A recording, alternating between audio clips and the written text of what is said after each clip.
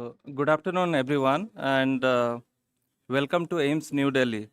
On behalf of the Institute, it is my privilege to welcome you all for the third edition of Professor S.K. Kacker Oration in Otorhinolaryngology. To begin with the proceedings, I request Professor K.K. Verma, our Dean Academic, to welcome the orator, Professor Milind Vasant Kirtane.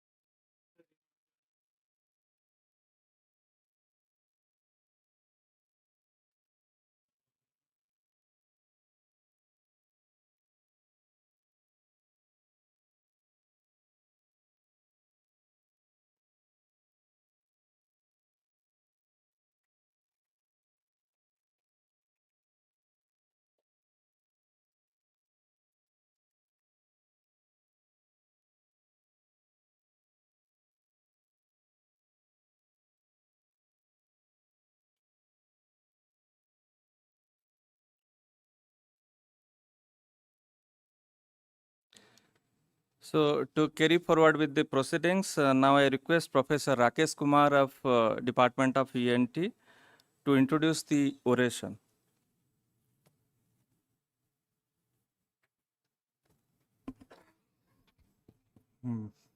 Thank you, sir. It is my privilege, and I'm honored to say a few words for Professor Santosh K. Kakkar.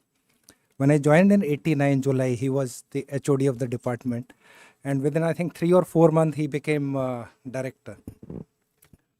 We were told that whenever Dr. Kakkar speaks, keep your eye, ear, and mouth open. So anything he speak, it will be of importance. You may not realize it. So this is how our senior agent told us as a junior agent.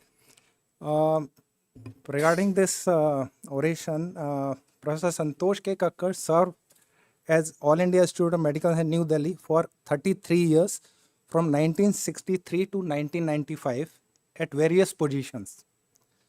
Professor Kakkar started his medical career in King George Medical College, Lucknow.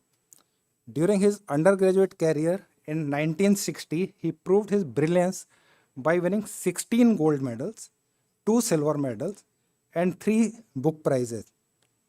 He emerged as the best postgraduate student in otolaryngology in 1963 at KGMC, Lucknow.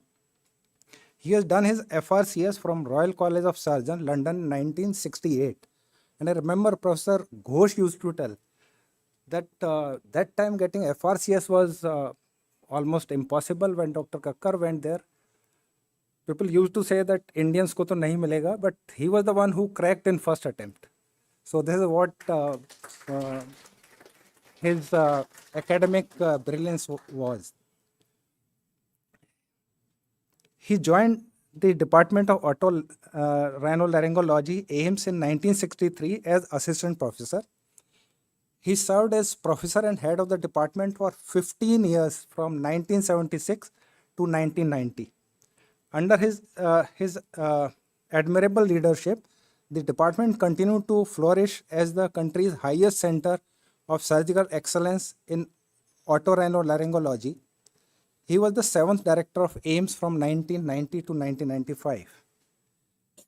And I remember that time laser came, CO2 laser. It was costing something like 30-40 lakhs.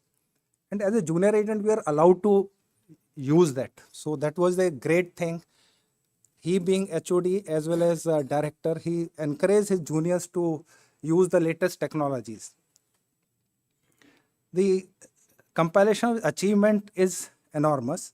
To mention a few are his Commonwealth Fellowship, Jawaharlal Nehru Fellowship, RAF Cooper Gold Medal Award by Indian ORL Society in 1969, Mafatlal Gangal Bhai Award in 1973, L.H. Hiranandani Award and Parsukh Lal Award in 1977, and Dr. B.C. Roy National Award from the MCI.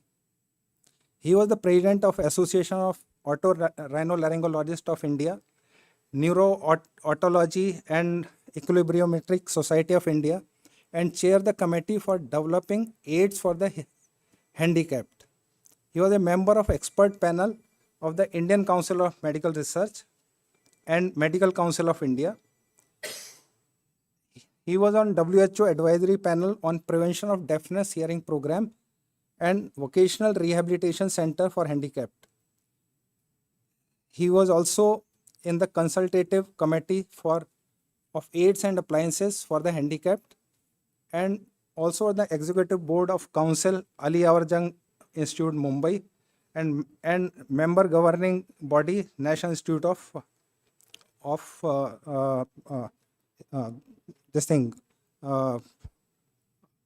immunology. Among his international recognition is the membership of International Otospongosis Group in 1976. He was executive member of Asia Oceania ORL Association 1979 to 87, guest faculty in Libya, Nepal, and Afghanistan medical colleges, Manhattan Eye and Ear and Throat Hospital, New York in 1988, and national chairman from India at International Microsurgery Workshop 1988 in Chicago, USA. He was elected fellow of the Collegium Otorhinolaryngology Cure Emisset, Sacrum, Switzerland, Basel, which is the highest academic body in otorhinolaryngology in the world. He worked as editorial member in multiple national and international journals. He has delivered numerous guest lecture oration nationally as well as internationally. He was an expert examiner of several universities, postgraduate institutions, and organizer of many conferences and workshops. He is widely respected for his compassionate patient care, superior leadership, and surgical fineness. His field of interest was otology and neuro-otology and the rehabilitation of communication handicapped.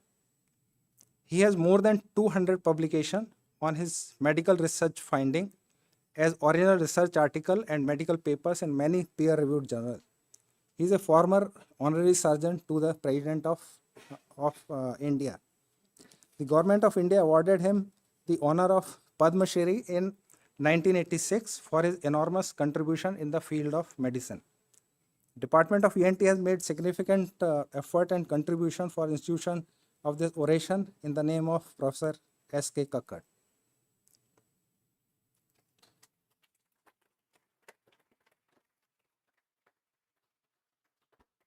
Thank you, Dr. Rakesh. Now I invite Professor Alok Thakkar, the head of otorhinolaryngology and head of NCI Jajjar, to introduce the orator formally. Thank you.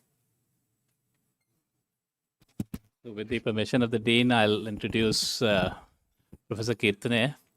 But the fact of the matter is that if Dr. Kirtane needed an introduction, we won't already have a full hall here. Everybody here well aware of Dr. Kirtane and what he meant to my generation, and of course to those of you who didn't get to interact so much with Sir. I recently saw a movie I see now and then, Oppenheimer. You must have seen it, and it starts with Albert Einstein and Oppenheimer taking a walk, and Albert Einstein says to Oppenheimer that by honoring me, you're honoring yourselves. And it struck to me that by inviting the luminaries of Professor Kacker and Professor Kirtane here, we are basking in the glory that they represent. So certainly there was so much truth to that line that it stayed with me, and it's so true today. When I was a fourth semester student, around the time that Dr. Rakesh came to be introduced to Professor Kacker, 89, second semester, whatever, Dr. Kirtane came to the AIIMS as to take a talk on the skull-based meeting. Professor Bahadur was organizing it, Professor Mahapatra, Dr. Kacker. Dr. Kacker spoke on pituitaries, I remember. Anyway, so, and Dr. Kirtane took a talk on transethmoidal CSF leak closure with a series of 45 cases. And the week before, I had presented a journal club with 3 cases from the international literature. So that was Dr. Kirtane then. The thesis I was writing on optic nerve decompression, the only paper from India, and it was cutting edge work, Professor Kirtane. Not just the clinical scenario, but also the basic science as to how the fracture occurs, how the forces are transmitted. The electronystagmography book that I used to read, which was the Bible really for us, Professor Kirtane. And then as things moved on and endoscopic surgery came on to the horizon, and we were still about not quite sure if it would ever sort of find a place in otolaryngology. There was this wonderful paper by Dr. Kirtane, which I remember reading. And then I sort of spoke to Subirendra, who was our assistant professor in those days. And that was the first paper which convinced us that there is something into this. It was just a well-articulated paper about the rationale as to why they should work. And of course, he was then leading the Indian scene and even globally on nasal endoscopy. Then came implants, again the leader by far. I also remember endoscopic DCR. We used to see Sir's videos and learn from Sir. And for once, I also did something good. Anirban's here, Anirban would remember. So I started talking about particle repositioning maneuver and BPPV, and I was among the first ones to do that. Sir, of course, heard me. He was nice to hear me out and then take it forward. And when at the Bangalore AOI meeting, he was asked to talk about it, the first thing he said was, and I was so touched, that I saw Alok do this. And Alok was a 35-year-old non-entity. And he said, I saw Alok do this. And this is what I learned. And then he took it from there. So a man who believed in giving more than taking, that's the reality of it. And he had so much more to give. He had so much to give, so much. He contributed so dramatically to the science. He contributed so dramatically to inspiring us, all of us in my generation. And I still say this with great feeling, even though it's 25, 30 years since the journey started. So thank you, sir, for being here. You have inspired a lot. We wait for more. So thank you, sir.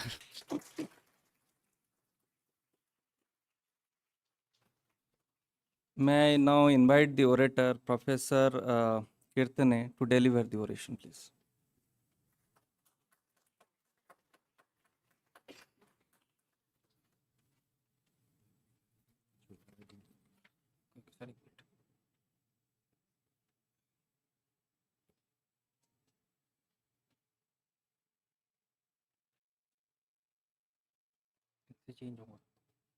Up and down.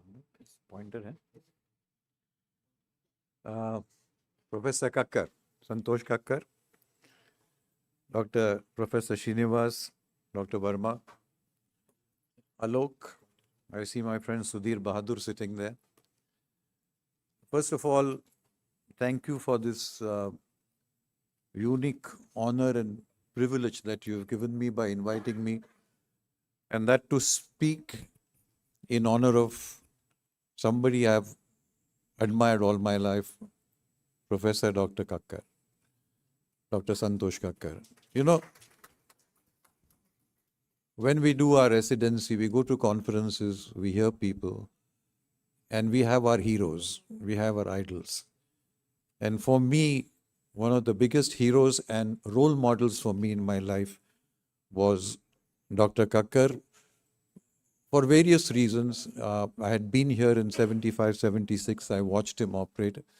We were very impressed with his knowledge, his surgical skill, the way he was encouraging his juniors, and in spite of all his achievements, his humility. I mean, he was so down to earth.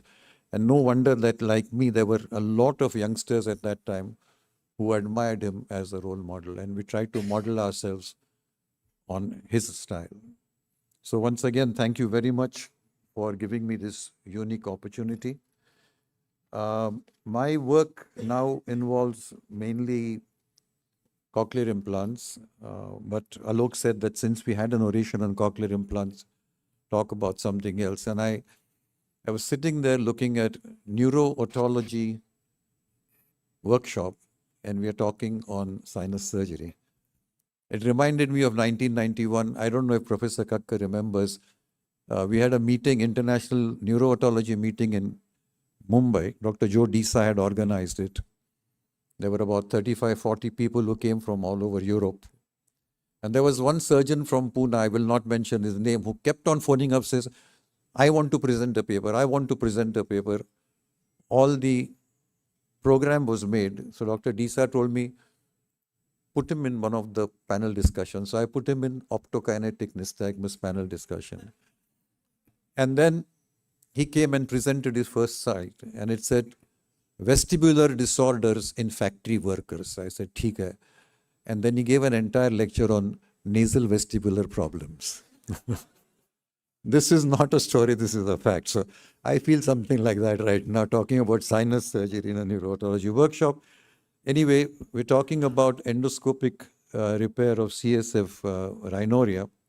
And basically, when you get a CSF rhinorrhea, it is a breaking of several layers, starting with the arachnoid, with the dura, with the bony skull, the endosteum or the periosteum, and the nasal or the sinus mucosa. All these layers have to be gone through before you get that leak. And this has traditionally been in the domain of the neurosurgeons.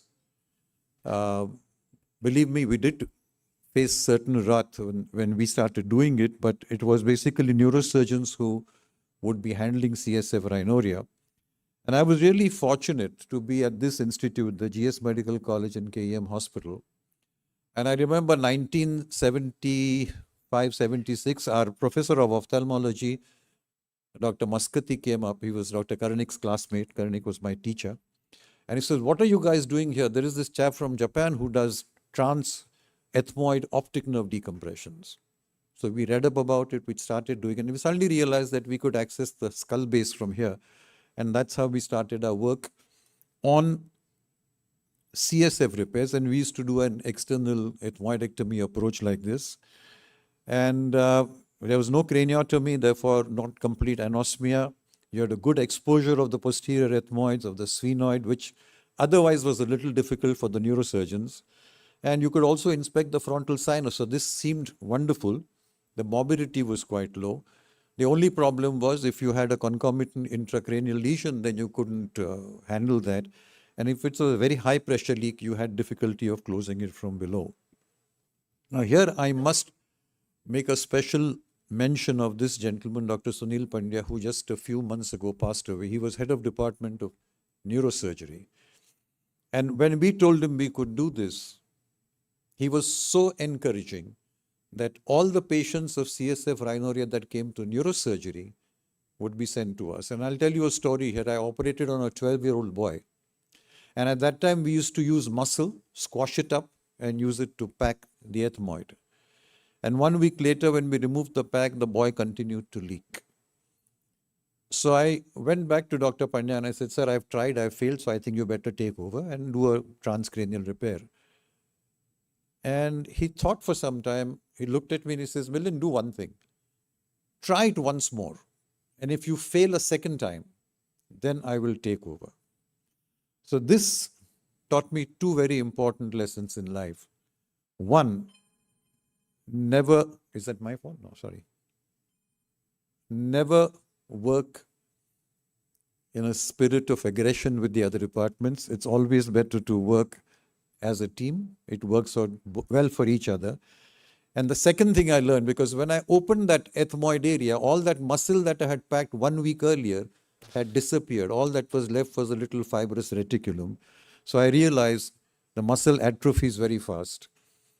And if you use fat, it's not going anywhere, okay?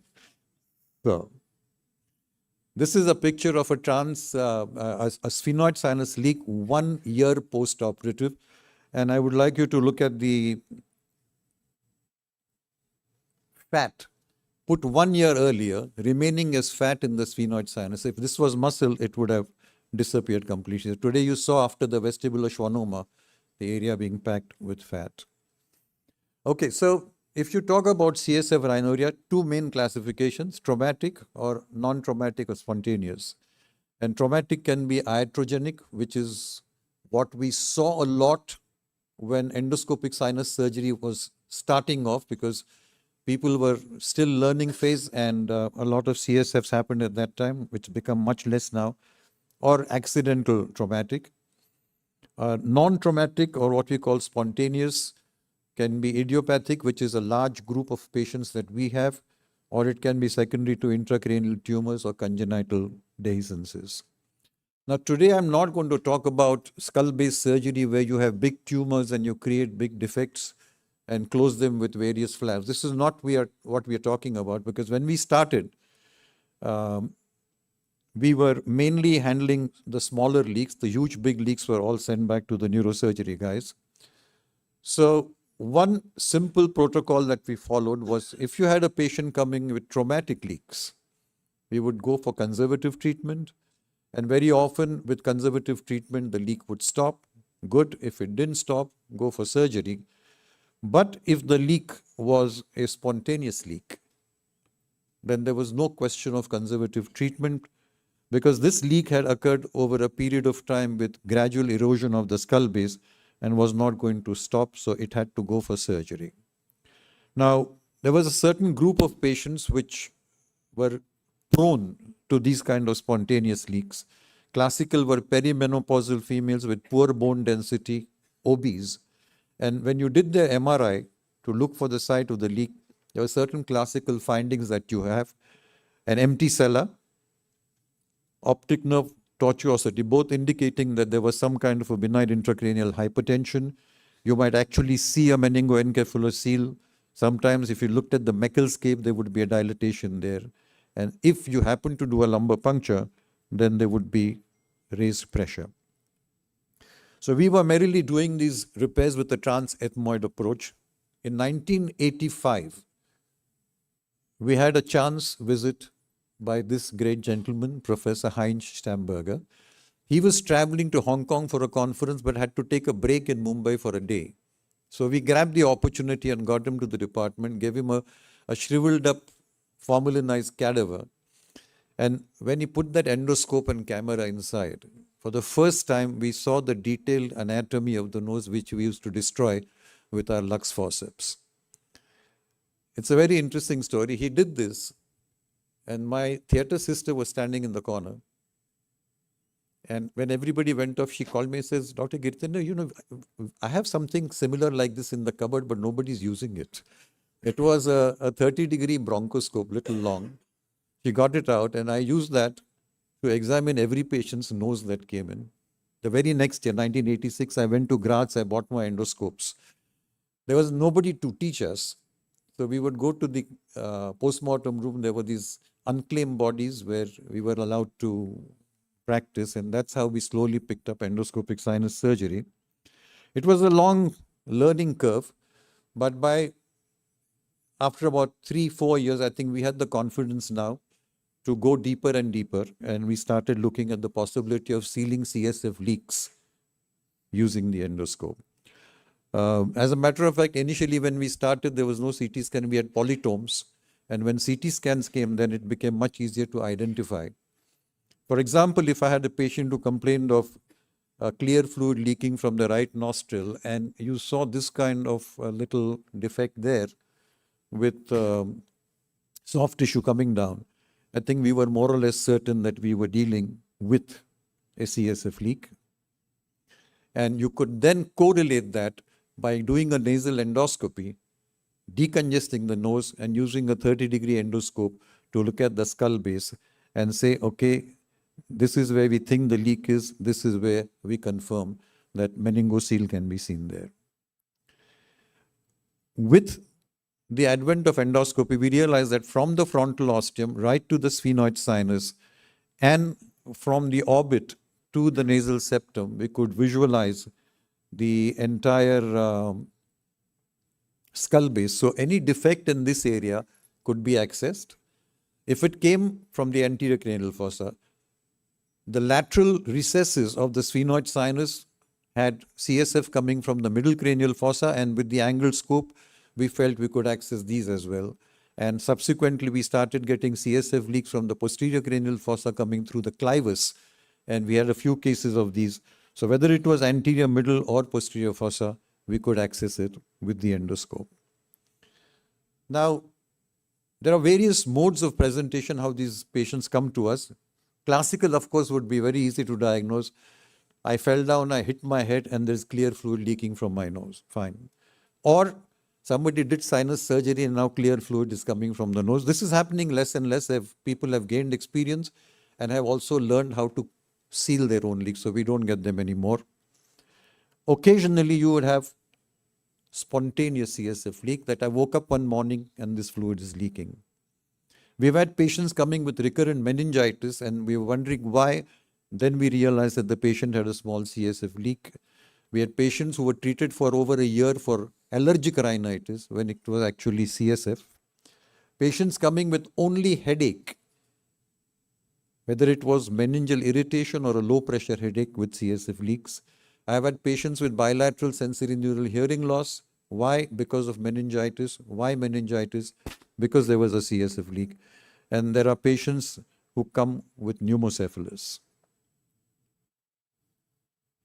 I think today we'll just talk a little bit about the spontaneous CSFs and not go on, because it's impossible to cover all these. Now, when you talk about spontaneous, the history is important. This was a lady, for example, who came to me with spontaneous CSF rhinorrhea. And I asked her, did you have any injury to the head? She said, no. And then I asked her, what is this scar on your head here? Oh, she said, that was 5 years back. I fell down the staircase. But maybe at that time, there was a crack in the skull bone, which had not gone through and through. Arachnoid got trapped in that, and over a period of time, like water running over rock, the skull cracked after 5. So very often you find minor injuries which have gone unnoticed, leading to the so-called spontaneous CSF rhinorrheas. And what would be the commonest sites of leak from where you'll get these? I think so far what we found, the commonest site is the cribriform plate. The roof of ethmoid is much thicker and therefore more likely to have a traumatic leak. The second most common site for spontaneous leaks in our series has been the lateral recess of the sphenoid. The roof of the sphenoid as well, but again, the roof of the sphenoid more likely to be post-traumatic or post-operative. We've had 4 cases now of leak coming spontaneously from the clivus. Also cases where spontaneously they had multiple sites of leak, more than one. Frontal sinus and CSF from the ear coming through the eustachian tube cannot be tackled endoscopically, so we would leave those out for the time being.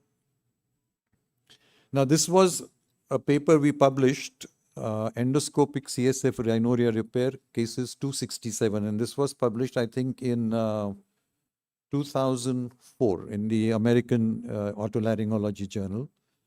And the reason why we had such a high number of cases is because, one, the neurosurgery department sent all their cases, and there were very few people at that time doing endoscopic repair, so a lot of reference work came to us. And again, in this, we found that the cribriform plate was the commonest site, followed by the sphenoid sinus. So when it comes to treatment of a patient of CSF rhinorrhea, the first important thing is to recognize that what this patient has got is a CSF leak and not just allergic rhinitis trickling out of his nose. After you recognize it, you got to confirm it. So you do that by doing a beta-2 transferrin or beta trace protein. Once you've confirmed that it is CSF, the next thing to do is to localize, and this is where imaging comes into play. And imaging combined with nasal endoscopy done carefully would clinch the diagnosis for you. Now, as far as imaging is concerned, what modality are you going to use? Do plain X-rays have any role? So I like to show this slide because it humbled me. Again, I was a resident. Patient comes and sits in front of me. 24-year boy from UP, and he said, I said, क्या होता है आपको? बोले, देखो साहब, मैं सांस लेता हूँ ना ऐसे, तो यहाँ ठंडा लगता है. Oh my God, one of those. हाँ देखो साहब, देखो मैंने सांस लिया, यहाँ ठंडा लगा. I said, refer psychiatry. And then I said, let me just do an X-ray before I send him. This is what I found. Air, you can call it an air ventriculogram. He had a fracture in the cribriform, no CSF leak, but there was persistent pneumocephalus. Just a story that I wanted to tell you. But today we depend heavily on the CT scan. And the CT scan with thin sections will usually help you spot the defect. People used to say the gold standard is to do cysternography, CT cysternography, do a lumbar puncture, put in the dye. It's not the most pleasant of experiences because after you put in the dye, you put the patient in a head low position. Patients complain of severe headache. And then we realized that along with the CT scan, you could also do an MRI, but I'm just trying to show you a few common sites of leak here. One is the cribriform plate, medial lamella, one of the commonest sites, or the lateral lamella of the cribriform plate. Roof of ethmoid, as I said, is more likely to be traumatic. This makes our life a little difficult because the orbital fat sometimes can prolapse in the field. Roof of the sphenoid sinus, again, more likely to be traumatic. But this one, the pterygoid recess of the sphenoid sinus, having a spontaneous leak is far more common. We have now over 70 cases of this type of a leak, and it's a constant place from where it comes, just posterior to the foramen rotundum. There is an entity called the Sternberg canal, which remains a bit of an enigma because not all anatomies agree to this. But if the Sternberg canal remains patent, then this is from where they feel this pterygoid recess CSF leak comes. And that's from the middle fossa.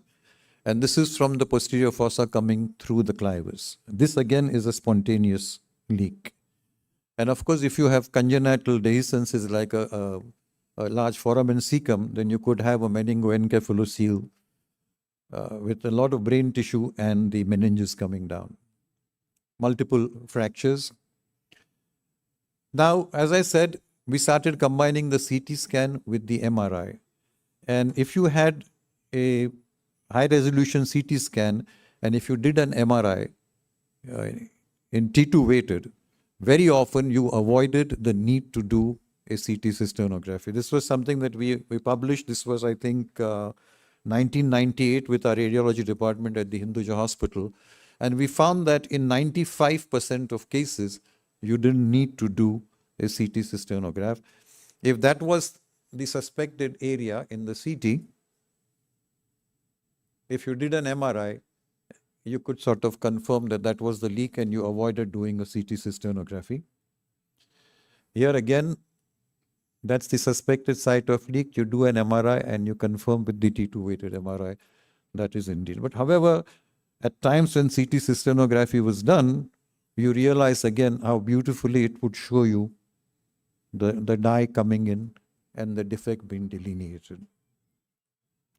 CT cysternography can really be very valuable. For example, you see here a leak from the lateral lamella of the cribriform plate and a long neck and a little globule there. And if you see at the time of surgery, how beautifully it correlates. We've done an ethmoidectomy, you're looking at the site of the leak and compare that neck there and the globule exactly as the CT cysternography showed you. So, CT with MR, and our radiologist said that if you still had a doubt, rather than do a CT cysternography, they would prefer to do an MR cysternography. And they say that the dye remains for a longer time and you are able to get a much better delineation. So if you're in doubt, put in the dye and do an MR cysternography. You can see how beautifully the leak is demonstrated. Here again you see a suspected break in the CT scan. The MR and the MR cysternography showing the site of leak. We've not had the occasion to use fluorescein dye. Our anesthetists are refusing to allow us to use it because it's an off-label use. And that's why, but they say that this would be one more way of identifying. You put fluorescein intrathecally, and with a blue light endoscopy, you will be able to see a green line exactly from where the CSF is leaking. Moral of the story, learn to read your own CT scans. And I think I would reiterate that here, that you don't have to depend entirely on the radiologist. What I do is whenever there is a case, I sit with the radiologist in the department, go through it with him, and after I do the surgery, go back and give him the feedback as to whether we were right or wrong. Endoscopic correlation, again, is very important. You know where the leak is on the CT. Now, here you will wonder, you have the middle turbinate coming in the way, and how are you going to reach this area? If you see the endoscopic picture, before that I would just say that the landmark for me here is the superior turbinate. So which means if I have to look endoscopically, I have to identify the superior turbinate and look for the meningocele there. So that's the turbinate coming in my way. How can I get in there? Patience, gentle packing of xylocaine adrenaline, wait for some time, and that space opens up. Superior turbinate and the leak. And if you ask the patient to do Valsalva,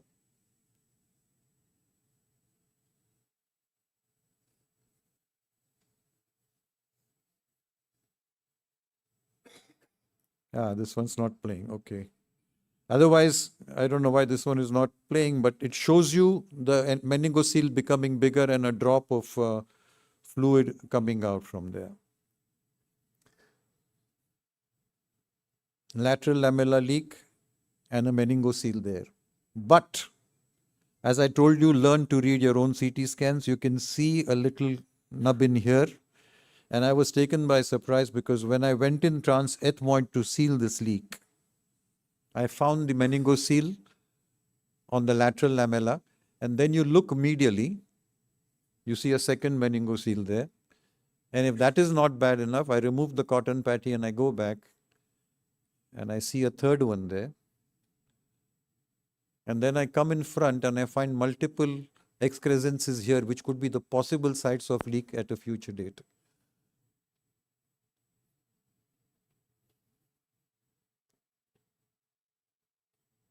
See these.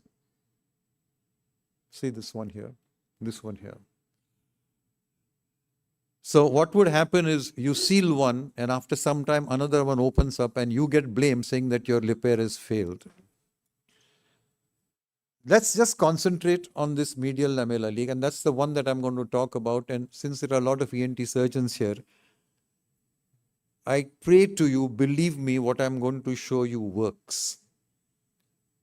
It works. I wouldn't be doing it for 20 years if it didn't work. This is one of the commonest sites of the leak, medial lamella. And this is what I have seen people do for this leak. I have seen people cut the middle turbinate, transpose the middle turbinate to seal the leak, do an ethmoidectomy, take a huge fascia lata graft, pack it with muscle, fascia, cartilage, multiple layers, even rotate a Haddad flap for this, or local septal flaps. And of course, there would be some who still want to go transcranial. So I'm going to show you this one case, and I really want you to try this when you have such a case. This was a lady, 52 years, clear discharge, history of meningitis, no past history of trauma, proved to be CSF by beta-2 transferrin, confirmed by MRI. And what is the surgical treatment now for this? What do I follow? First, identify on imaging, then decongest and identify the leak in the patient. Having confirmed that, expose that area completely. You see the pseudomeningocele, take a bipolar cautery and cauterize it. Very often that leak just stops when you cauterize. Then you take a curette and create a raw area. Go behind the posterior to the site of the leak, create a raw area along the skull base, along the nasal septum, and along the medial aspect of the middle turbinate. Plug the defect with fat. Actually, the defect in this cribriform is so small that you cannot plug it, so therefore you cover it. And you cover it with fat, fascia or Surgicel. Nowadays, we use only fat, because connective tissue is what you need. Hold it in place with a little tissue glue, cover it with gel foam, pack a Merocell to hold it in place. Do we do CSF drainage routinely? No, we don't. I'm going to show you this procedure, and believe me, it doesn't take more than 15 to 20 minutes to do the repair. So again, we repeat this case, CSF leak confirmed, and now we look at it. That's the middle turbinate. We are decongesting it first.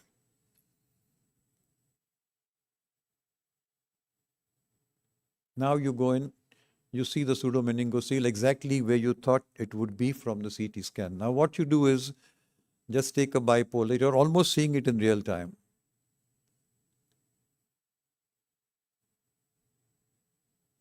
Yeah, it doesn't matter. You create that raw area. Don't worry about adhesions. Now that's the area from where the leak is. Take a curette. Create a raw area behind, in front, medial, and lateral. And now just take a sliver of fat from just under the skin. No fascia, just a sliver of fat from under the skin and push it. What the advantage of the fat is that it will take the shape of that crevice and go tightly into that area. And to bond it into place, you put a little bit of Surgicel on it.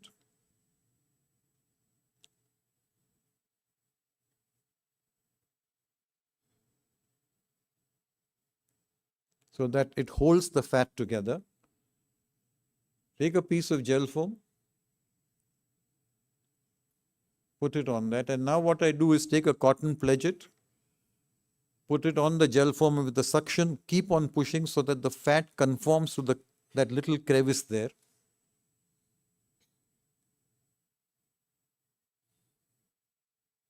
See you have to do it very gently because that fat is like oil. If you press too hard, it will just slip off from there.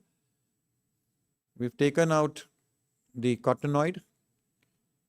We take out the gel foam just to make sure that the assembly that you put, the fat and the Surgicel, is in place. The fibrin glue, the tissue glue is already ready. So just go and put a few drops of the tissue glue.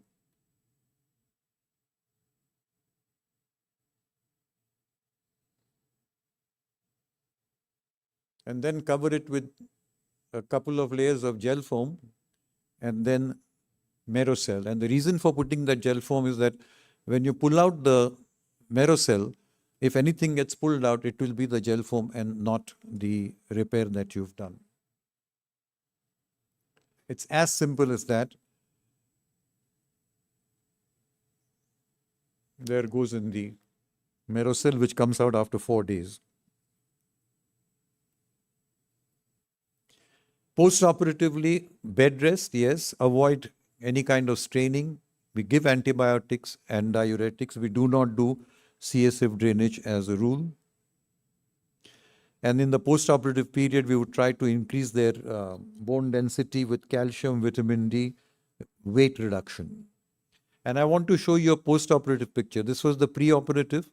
Look at that thick adhesion that's formed between the turbinate and the septum. And that is the strength of your repair.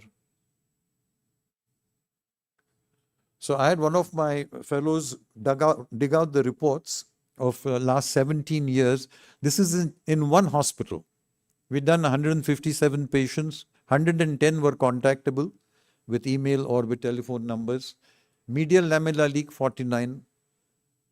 And only one recurrence of leak, and that too was a patient who was operated previously 4 times and had multiple leaks. We had 4 patients who came with fresh leaks, but luckily they were on the opposite nostril, so they couldn't blame us for the failure. But the point is, the medial lamellar leak with this technique, no failures. And 15 to 20 minutes is all that it takes. Just to complete the record, we talked about the lateral sphenoidal leaks, right? Here, for example, you see a patient with a huge leak coming from the lateral wall, middle fossa, big meningocele filling up, almost like a nasal polyp.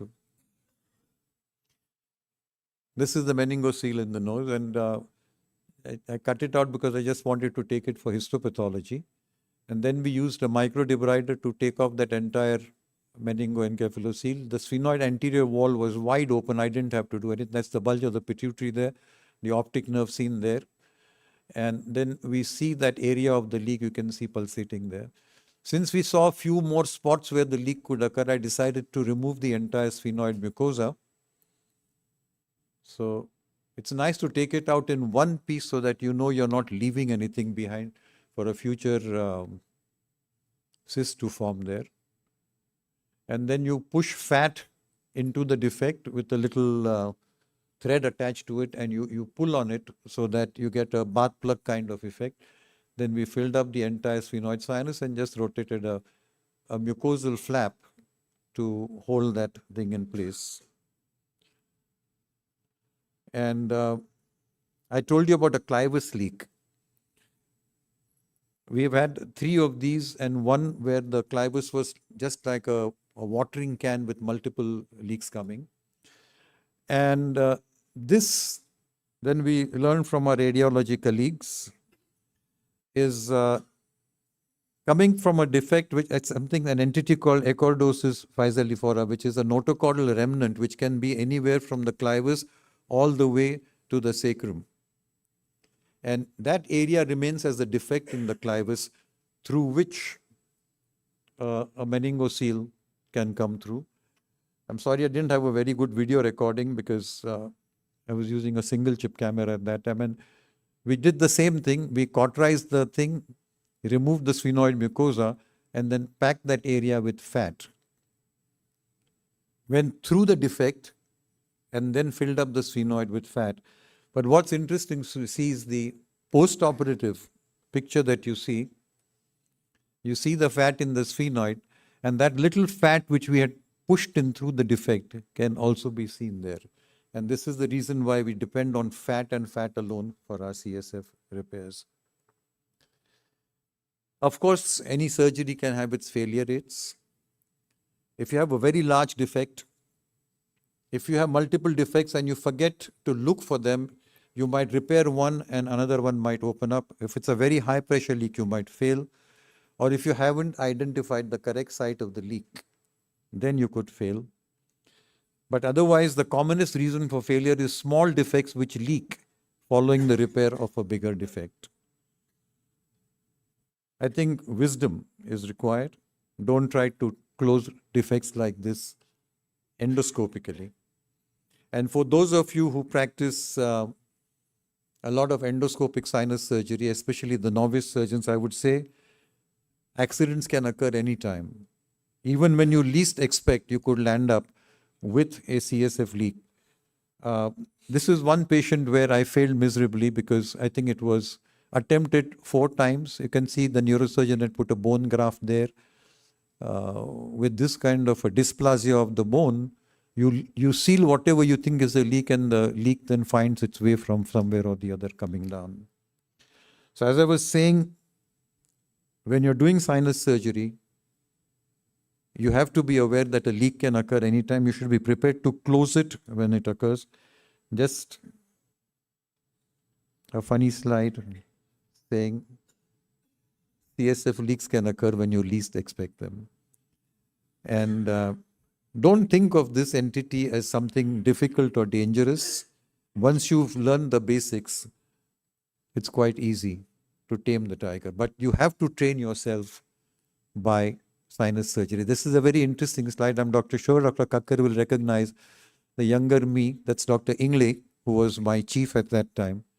And that's Dr. K.L. Shah behind him, who was his chief at one time. And today, my position is here when my students are showing me demonstrating skull-based surgery. But practicing on cadavers before you venture to do surgery on patients is an absolute must.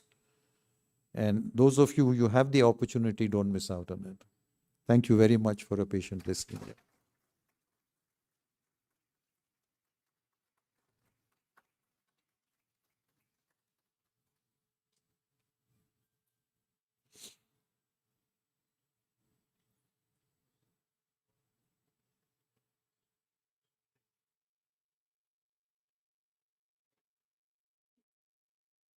Thank you, Professor Kirtane, for that wonderful oration. Now I request Professor K.K. Burma, our Dean Academic, to present Professor Kirtane a memento and certificate. And I request Professor C.S. Bal also to join him.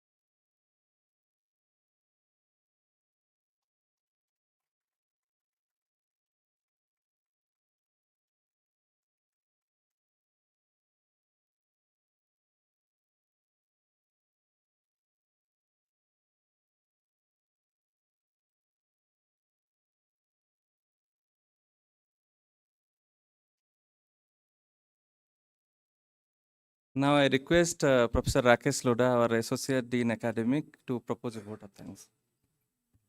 Thank you. Good evening, everybody. It's my pleasant duty to propose a vote of thanks. Thank you, sir, for a wonderful oration and sharing your lifetime work. And I would like to thank our Director, Dean Academics, Dr. Verma, sir, Registrar, and the members of the academic section who made it possible to hold the event. And I thank all the participants. I think we have a full house and more people than we usually have listening to this wonderful oration. And once again, thank you everybody for joining us for this event. And now I invite you all for a cup of tea. Thank you.